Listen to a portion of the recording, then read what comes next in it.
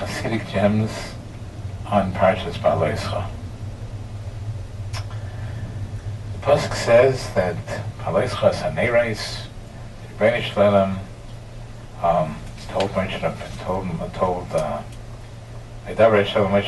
Daber El Aaron, Moshe should tell Aaron how to light the menorah in the Mishkan, and the Pasuk says, Vayas Kain Aaron. Aaron did what he was supposed to do. Aaron did what he had to do. Comes along Rashi, brings down Chazal, that Lahaket Shivchei Shel Aaron. The Torah is heaping praise upon Aaron Shalai Shina. He did not do differently. He didn't change. What he was told to do, he did. That's the simple. The Chassidic Torah telling us are going wild on this Shalai Shina. All kind of different new hashkafas and meanings that we find in these words. That Aaron HaKohen, when the pasuk says, when the Chazal say that he was Lei Shina, one interpretation is that usually when a person does something a second time and a third time and a fourth time, it's not the same as the first time. The first time is always better. But the Chassidic gem here is saying that Aaron did not change when he did it the 20th time and the 50th time. It was with the same yira, with the same fear, with the same enthusiasm as he did it the first time.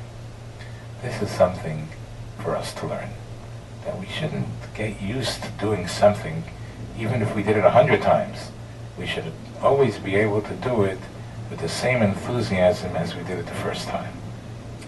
I remember a little story about somebody whose son was bar mitzvah by us in the Beis Medrash, and the father got up at the Suda, bar mitzvah Suda, and spoke about his son, that the first time he put on tefillin, he was in such fear, he was such emei v'yira, that he was like shaking, because he knew that he was doing this mitzvah of Hashem the first time. It was tremendous fear and tremendous enthusiasm. And that's what the Chassidic gem is saying, Chassidic Torah is saying here, that what's upon us to learn from here is that we should be able to do it with the same enthusiasm and the same vigor as we did it the first time. We should be able to do it all our lives. Another Chassidic gem on the same Chazal, where it says that Aaron Moshina, that he didn't change, Aaron. Sometimes when a person has tremendous kavana, you could see some externally somehow that he's having kavana. But Aaron was lo shina, means it was kula pnimius. It was totally internal.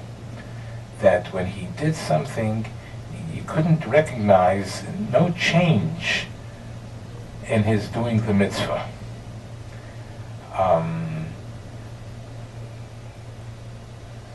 Sometimes when a person is doing a mitzvah, you could see externally that he's having certain kavanas, but Aaron it was not that way. It was totally pnimius, totally internal, and there was not nicker in him any spilas, any change during his doing the mitzvah. Because the mitzvah that we do is between us and Hashem. It's not for any external purposes that others should recognize and see what we're doing. Totally internal, and that's the way to serve Hashem. Another Chassidic gem on Parshas Bhaaloscha, on the same Chazal, the same Rashi, that Aaron was Lo Shina.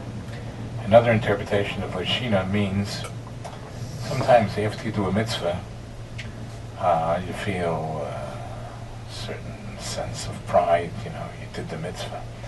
But Aaron, lo shina, even after he did the mitzvah, he remained in his humility, in his anivus, without any change. He could have maybe been a little bit, Balgaiva, look, he did such a great mitzvah, lighting the candles, lighting the menorah, but he was lo shina. He was lo shina. He remained with his humility throughout.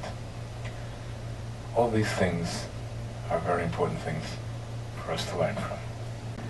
Continuing with Chassidic gems on Parshas Bhaaloscha.